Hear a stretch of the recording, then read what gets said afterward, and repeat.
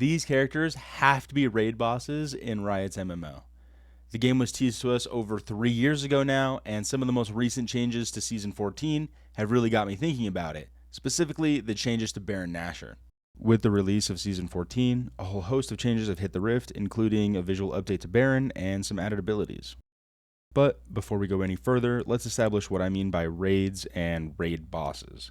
Depending on the game, a raid can be either a PvP or PvE, and sometimes some combination of both experience. They also frequently are characterized by large organized groups of players working together to beat another group of players or non-player characters, also known as NPCs. For the sake of serviceability, these raids also occur in different instances. Now that we've laid out what a raid can be, let's define what it is.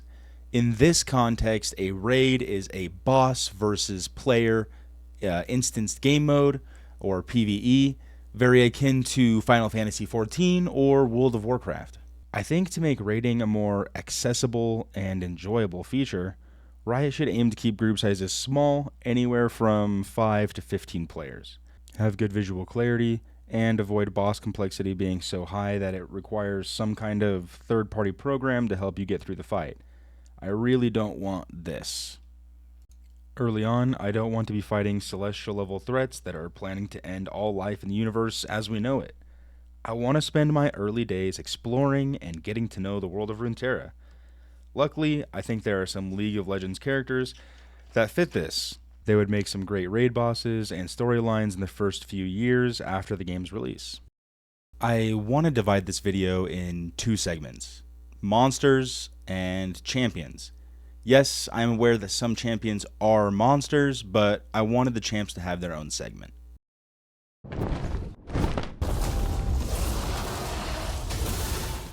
The first character that has to be a raid boss in the Riot MMO, and I'm sure this will come as no surprise to all of you, is Baron. Baron, once a mighty serpent, has been corrupted by the Void and become something else entirely.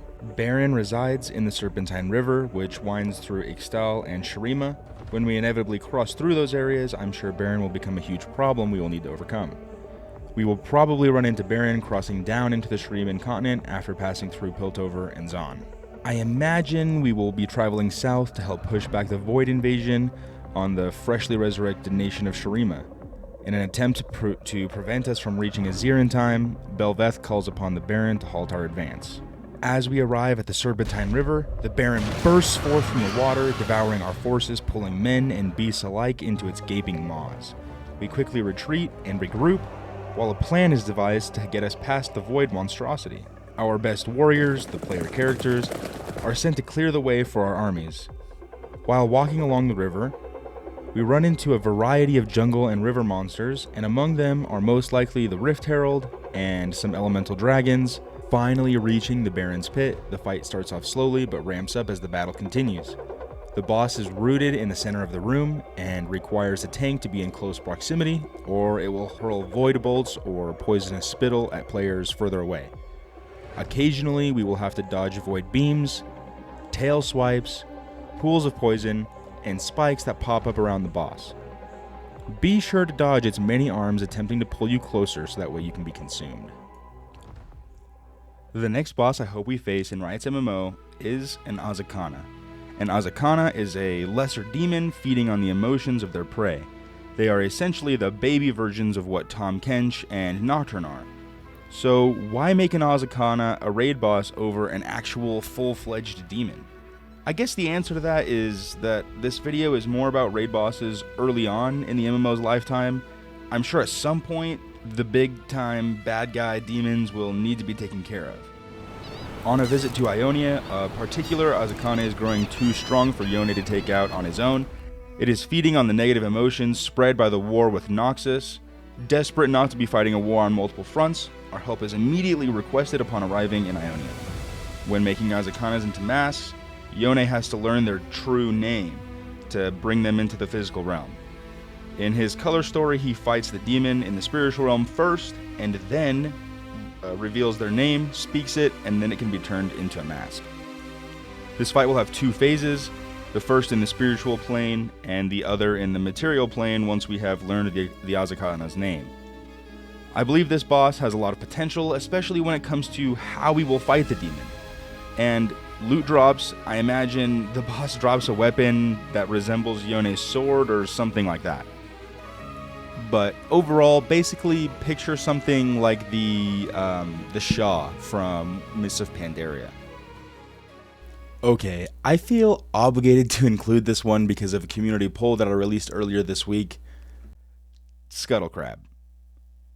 Hold on, don't click off the video. I actually think you guys were kind of cooking. In League of Legends, Scuttle Crab does two things. It will dash a random direction and break everyone's ankles, and eat the river fruit if it's on the ground. Okay, imagine a fight that is all environment damage. We're fighting this monster-sized Scuttle Crab, and it's stomping around, dealing some AoE damage to your party, and every once in a while he dashes and slams into a wall, dealing a ton of damage to everyone in its path, and then more to everyone when it hits the wall.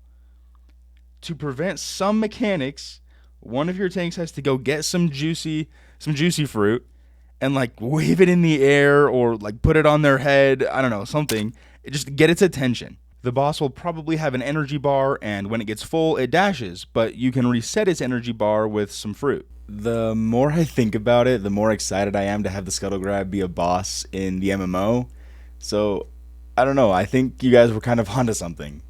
But other monster bosses that definitely need to be in the game are Elder Dragon, Voidborn, and the Yetis of Freljord. These monsters currently don't have a ton of lore, but I'm hoping when the MMO comes out, some of their stories will be more fleshed out, and eventually they will turn into raid bosses. Speaking of Freljord, now is the time to talk about some of the champions in League of Legends that could be raid bosses. Earlier in this video, I talked about Bel'Veth using Baron as a distraction to keep us from aiding Shurima while she is leading her Void evasion from Ikathia into Shurima. We know that the Void is kind of starting to break through Ikathia and Shurima again because of some recent cinematics.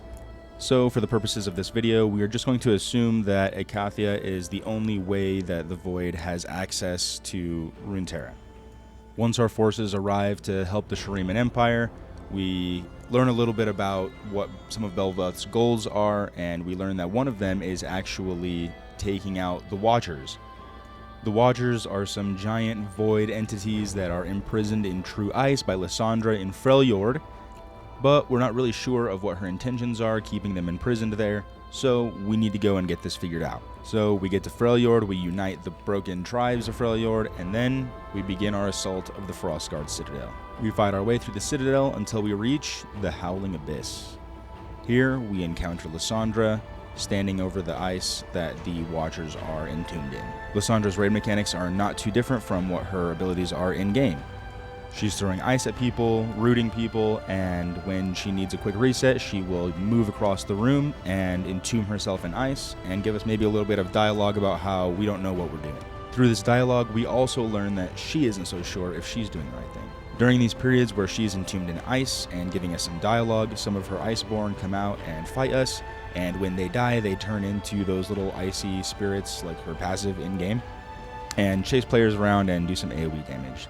I imagine the same thing will probably happen when a member of your party dies. They turn into one of those and do damage to your group. It just adds a way for the fight to quickly and what I think would be a fun way to get out of control. As the fight ends and we defeat her, I imagine we probably won't be killing her or any other League of Legends champions in the MMO for lore reasons. She admits that maybe she was wrong in her approach to imprisoning the Watchers and is open to allowing us to help her. The next champion raid boss that I think has to be in the MMO is Singed. With the release of Arcane, Singed is very quickly becoming one of my favorite bad guys. We also know that from his lore, he is supplying the Noxus army with chemical bombs to use in their war against Ionia. These chemical bombs are so bad they leave a toxin on the ground in which nothing can grow. Noxus and Zon, though not huge fans of his work, don't find there to be enough information to declare him and some of the Noxian generals war criminals, but the rest of the world does. Regardless of his motivations for doing what he's doing, he needs to be stopped. So when we get to Zon, we fight our way through the underground levels of Zon until we get to Singed. The fight with him will feature lots of passive poison damage in the form of Dot, chem bombs being thrown at us, and as he reaches certain HP thresholds, he retreats deeper into his laboratory. As he reaches each new room, he unleashes some of his monstrous experiments for us to fight. Singed himself leaves a trail of poison that does heavy damage, but staying still fills up the room more quickly. Slowly moving him around the room allows for you and your party to decide how to manage your space. When we defeat him, he is captured to be tried for his crimes against Ionia. Some honorable mentions that I think are most certainly going to be raid bosses in the future are Mordekaiser, Viego, the Darkin, probably Aatrox, honestly, and the ancient primordial demons like Fiddlesticks. But let me know what you guys think down in the comment section below. Are these reasonable ideas for raid bosses, or do you think that some other characters are more deserving of one of the raid boss spots?